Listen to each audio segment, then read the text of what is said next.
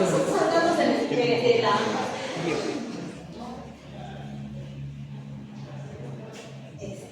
Bien, cuando hablamos de todas las reacciones bioquímicas, vamos a hablar del uso del espectrofotómetro, porque el espectrofotómetro es un aparato que nos va a permitir utilizar esta técnica de espectrofotometría, y esta lo que va a hacer es medir la cantidad de una sustancia que hay en disolución.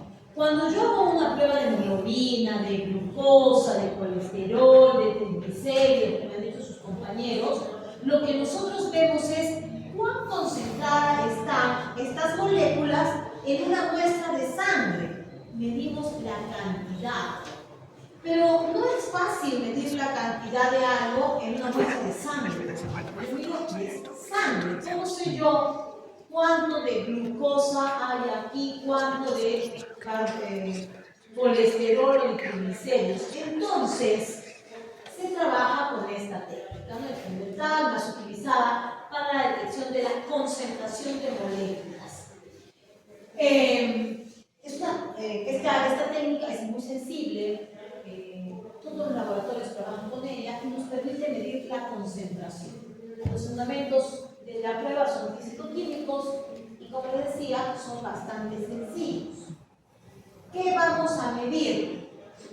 Sabemos que la luz, ¿listo? La luz se va a dar, o mejor dicho, tenemos el espectro electromagnético, y dentro de esto, la luz visible ocupa un espacio corto, porque tenemos también los rayos gamma, los rayos X, la luz ultravioleta, el infrarrojo, ¿no es cierto?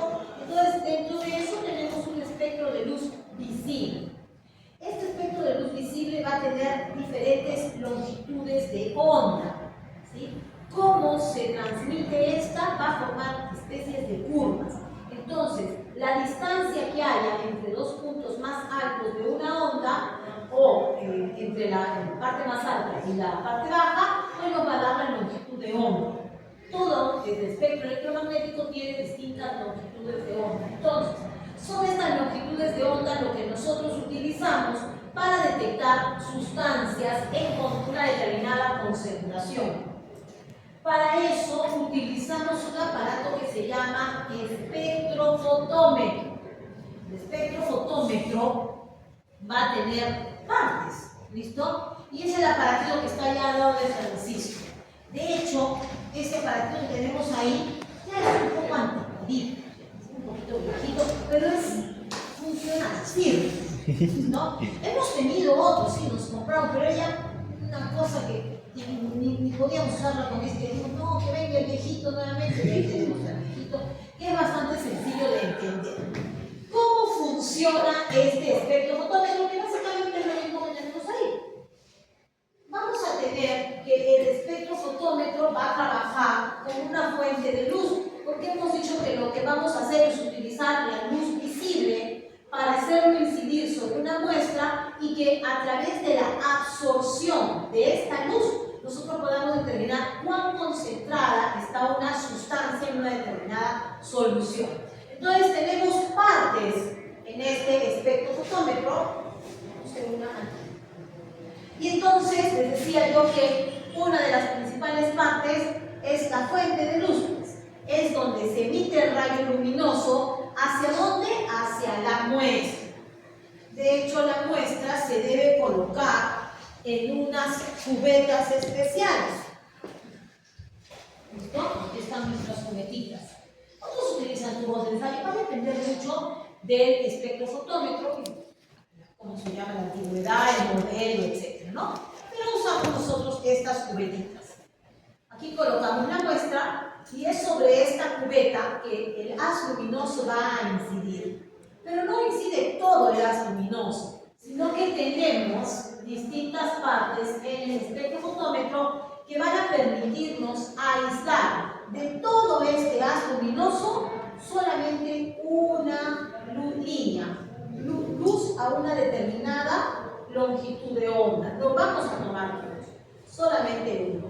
¿Por qué? Porque vamos a aprovechar la propiedad que tiene toda la materia, todo, hasta el vidrio, tiene la capacidad de absorber luz. Entonces, eso es lo que vamos a aprovechar en esta técnica.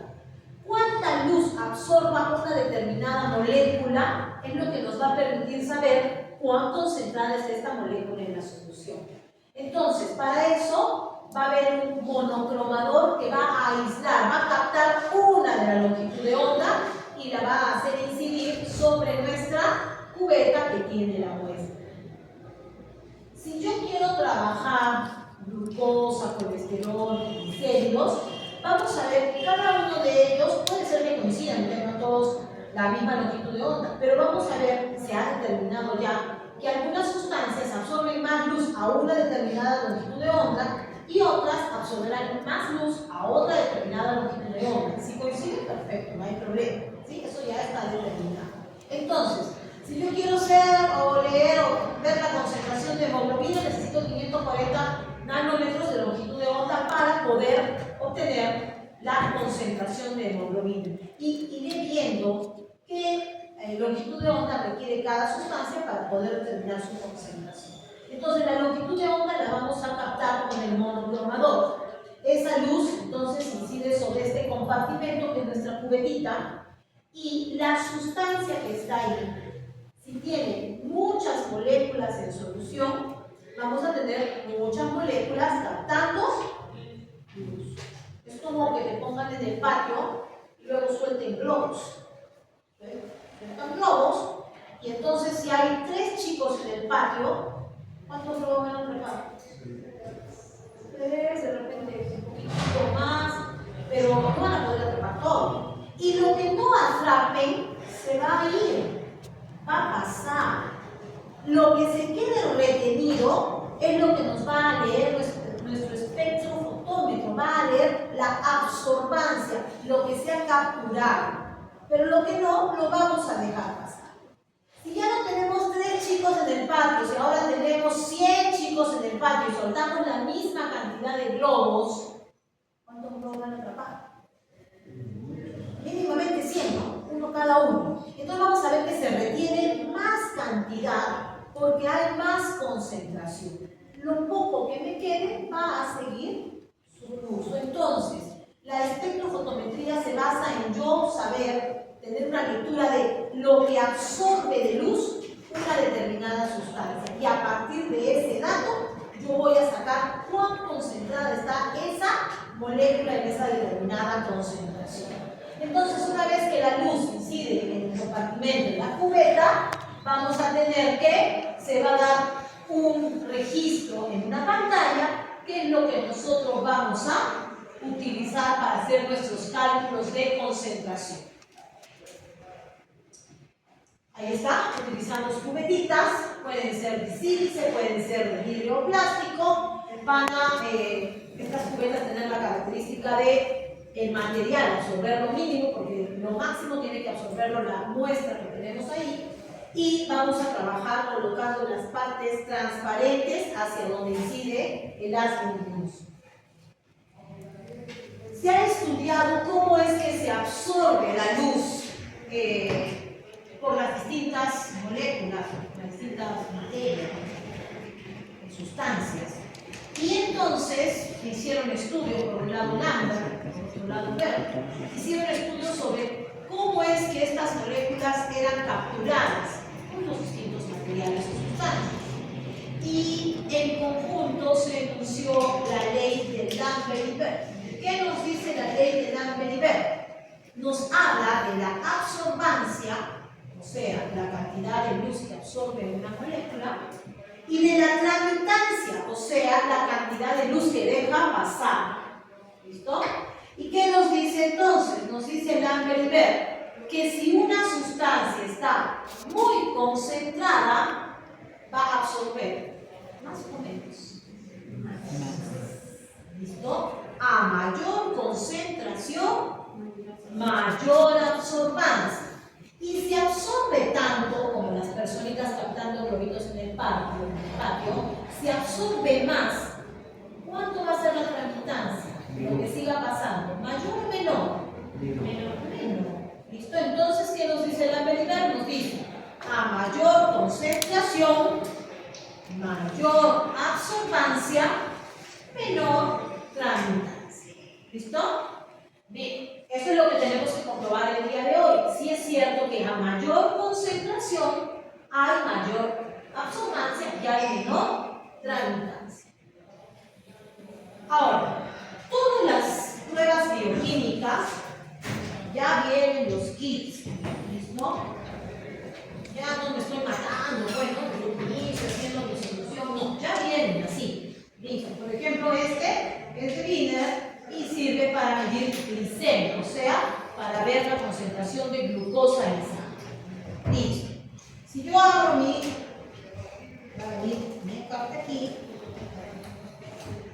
y acá me dan todas las indicaciones, ya no tengo que estar ahí tampoco inventando la pólvora, nada, acá está todo. ¿Listo? Bien. Y entonces tenemos acá los reactivos que sirven de diluyentes. Pero estos kits también nos traen una sustancia que se llama estándar. ¿Listo? El estándar es importante. ¿Por qué? Porque la disolución de este en una cantidad determinada de reactivo, de acuerdo a lo que ya han probado, ¿no? ¿Cómo se llama? Los laboratorios ya han hecho pruebas sobre esto, ya han determinado que, vamos a suponer, si yo diluyo en 100 mililitros 1 mililitro de estándar, yo logro una concentración conocida. Por ejemplo, por favor, que ya no mire por ahí. Lo peor de envejecer es no mirar. Dice que esto es igual a 1 gramo por litro de glucosa. O sea, lo que yo diluya, de acuerdo a lo que me dice acá, me va a equivaler a que yo tenga una concentración de 1 gramo por litro.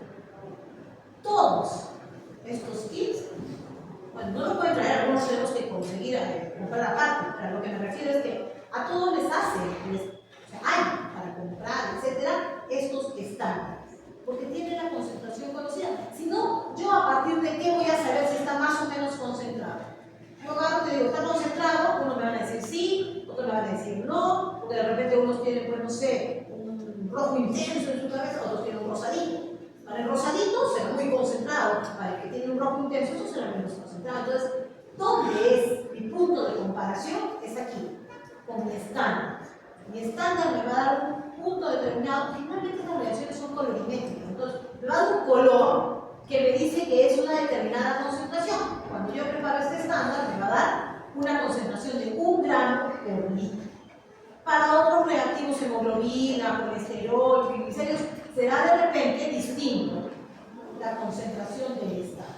Entonces, cuando nosotros vamos a hacer los cálculos para determinar la concentración de una sustancia en solución, nosotros tenemos que determinar el factor de calibración. ¿Listo? ¿Qué es el factor de calibración? Es dividir la concentración del estándar sobre la absorbancia del estándar. ¿Viste? ¿De dónde sacaré eso, no? Ahora pues, la concentración del estándar, ¿de dónde lo saco? Del estándar. Acá dice, 1 gramo por litro. ¿Qué dice? Entonces, esto no es algo que, ahora no. Ahí está. Este es el estándar y este me da su concentración. Dice que esto me va a dar 1 gramo por litro. Entonces, con las indicaciones que me digan aquí, yo voy a preparar una solución.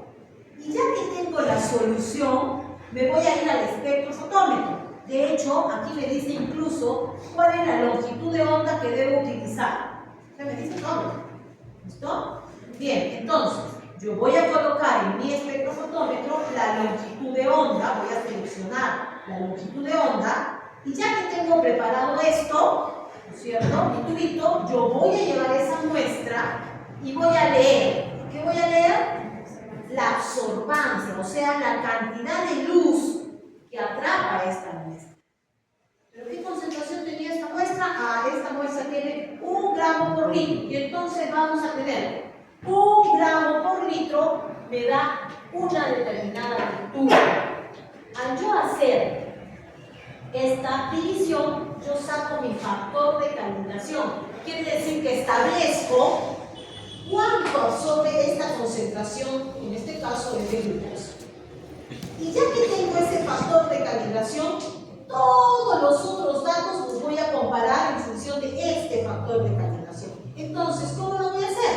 Voy a tomar todas las absorbancias, una por una. Le saqué, no sé, sangre a Alesia, le saqué sangre a más. Angie, discúlpame, Angie, le saqué sangre a quién más. A Jean-Pierre, le saqué sangre a...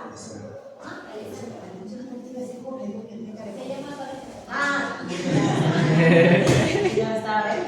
Entonces ya tengo 4 muestras. Entonces, obviamente no es de sangre. Para las pruebas bioquímicas, generalmente se trabaja con suero. ¿Qué es el suero? ¿Cuándo tenemos suero? Centrifugar. Que se obtiene a partir de la sangre. ¿Cómo? Centrifugar. Ah, sí. ¿Cómo saco esa sangre? Centrifugando. ¿Con o sin anticoagulante? Sí. ¿Listo? La mayoría de estas pruebas trabajan con suero. Entonces, yo tomo mi muestra de sangre sin anticoagulante. ¿Listo? Se va a formar el paquete globular, el coágulo, y se va a generar un líquido amarillento. Ese es el suero. Entonces yo voy a trabajar con el suero. No trabajo con sangre total, salvo hemoglobina, por ejemplo. Porque ¿qué me va a medir hemoglobina? ¿Ah? La cantidad de esta proteína en los glóbulos, ¿no es cierto? Entonces no podría eliminar los glóbulos porque necesito ver la hemoglobina que estos tienen, ¿no? Pero en la mayoría de ellos sí se trabaja con suero. Entonces, yo tengo el de Alesia, el de Angie, el de Jean-Pierre, Jorge. ¿Listo? Y yo voy a llevar la muestra de su suerito y mido absorbancia. Claro está, con todos los reactivos, ¿no? Mido absorbancia, saco un valor, multiplico por el factor de calibración, tengo la porcentaje de glucosa de Alesia. Tomo la muestra de Angie, ¿no es cierto? Nuevamente preparo todo poco a baño, lo que me indique, me encante, saco la absorbancia, multiplico por el factor de calibración y saco su valor, ¿sí? ¿Es otro factor de calibración? Para él. No, es el mismo. Yo saqué a partir de este un factor de calibración. Entonces, si yo le tomo muestras toditos, a cada absorbancia que me den las distintas muestras, yo las voy a multiplicar por el factor de calibración. Y con eso yo voy a sacar su porcentaje de lo que sea. De hemoglobina, de glucosa, de colesterol, de triglicéridos, de urea, de creatinina, de todas las pruebas biológicas. ¿Listo?